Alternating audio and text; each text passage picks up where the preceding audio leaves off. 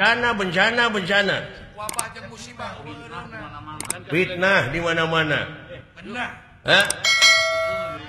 tapi da leutik keneh bencana alam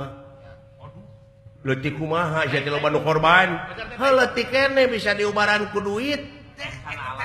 bencana alam ai kitu anu leuwih rujan mata bencana akhlak bencana iman naon piubareunana sa kemana obat dicari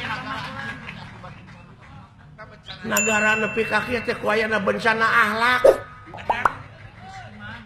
sabab pangeran moal pati-pati nurunkeun hiji ajab ka eta nagara lamun baraleg hirupna lamun bencana kacida teuing tamakan barokan teh nu mata urang pingkeun lamun milih teh kudu ka ahlina ka ahli sabab lamun nitah lain ka lain ahli tunggu karuksakanana geuning ruksak tuh meureun mana kitu ge lain ahlina ieu teh jeung lamun urang dek ngajadikeun pamimpin teh ulah pamimpin anu borangan naon sieun ku pocong lain sieun ku jurig lain sieun naon sieun teu dahar sieun teu beunghar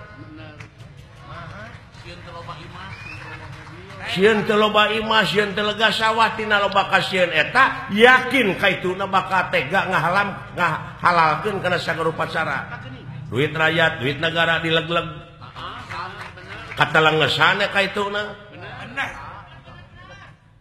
saya teh ngomong teh kemana karep poka teh mentong hareup teh bisa anu kasinggung entong borok kasinggung nepi ka TBC ge lain urusan aing benar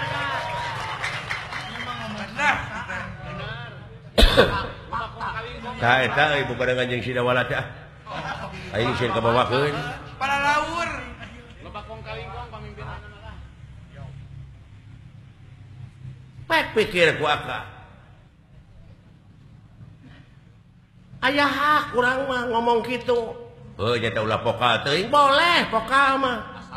asa ulah ngayakeun tindakan anu anarkis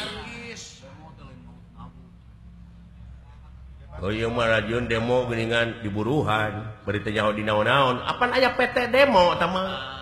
aya nya palsu teh mah pek dek pokal oge tapi anu demokratis Pancasilais abeh dilindungi ku undang-undang eta anu ngajalur lain ngeuneuk-ngeuneuk pager nepi ka hancur ulah ngaruksak sabab naon ayat pangeran mere beja